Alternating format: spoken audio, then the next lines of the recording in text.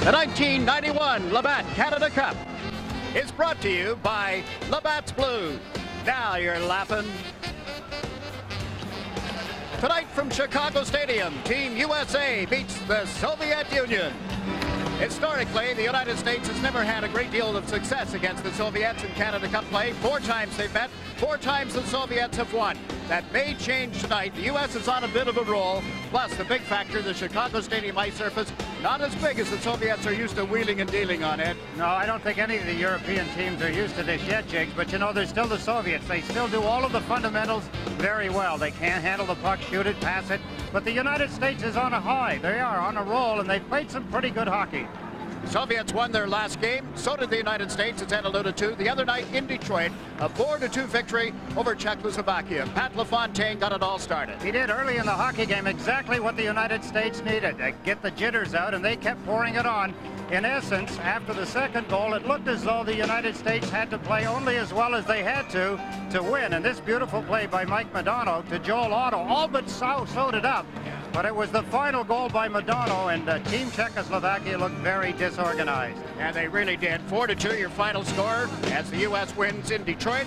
This afternoon, Finland defeated Sweden by a score of 3-1, and there are the up-to-the-moment standings. Canada playing tonight, tied with Finland at 5 points.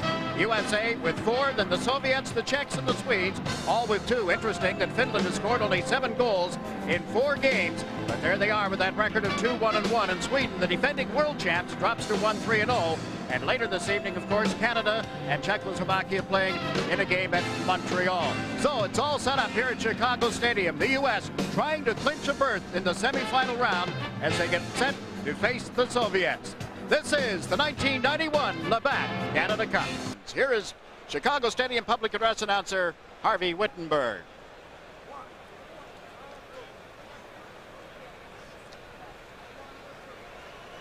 Well, Harvey, like the rest of us, waiting for the teams to arrive, and as you see, the Soviets are just now leaving their dressing room, the visitors' dressing room here at Chicago Stadium. That long walk up to the ice surface. It can be very long, particularly for second and third periods if a team isn't doing well.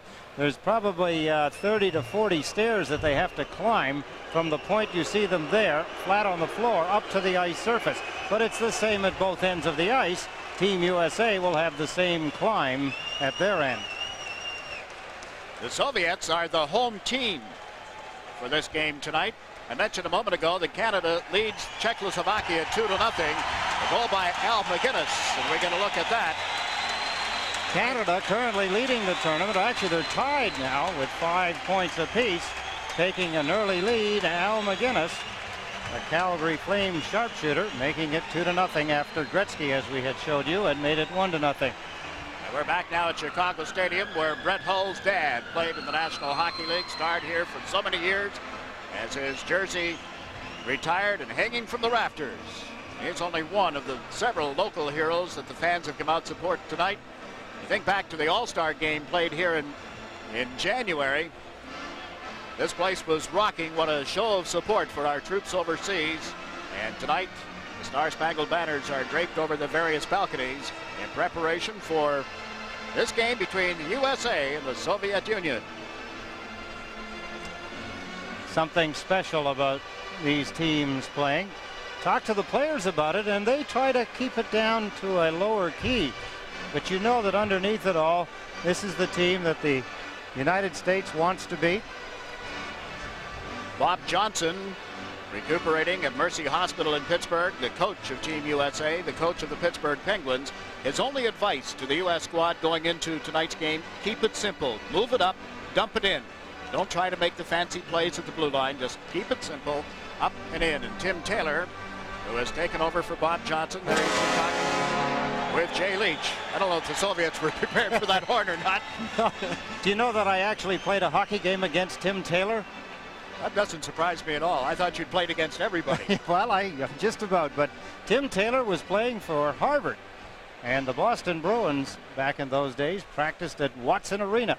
And he remembers the game. He said it was so cold in there that day that everybody playing for the Bruins was wearing a hockey sock on their head, better known in Canada as a toque.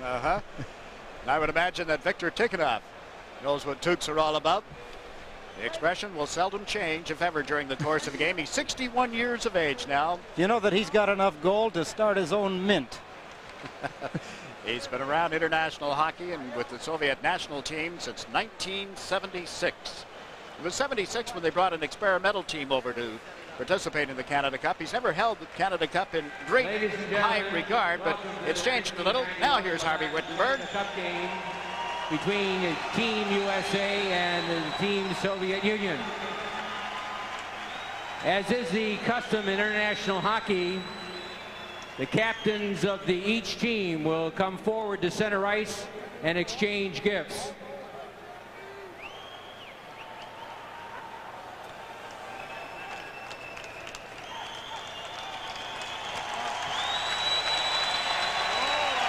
And now, ladies and gentlemen, would you all please rise while the Soviet Union national anthem is played rather than sung, as requested by the Soviet team leader.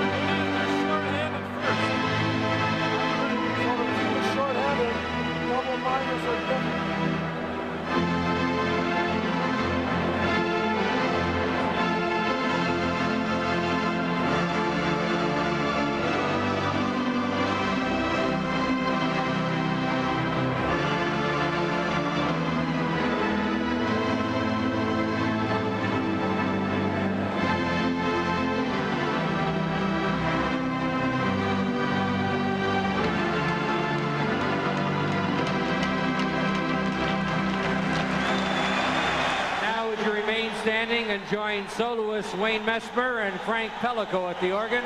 They sing and play our national anthem.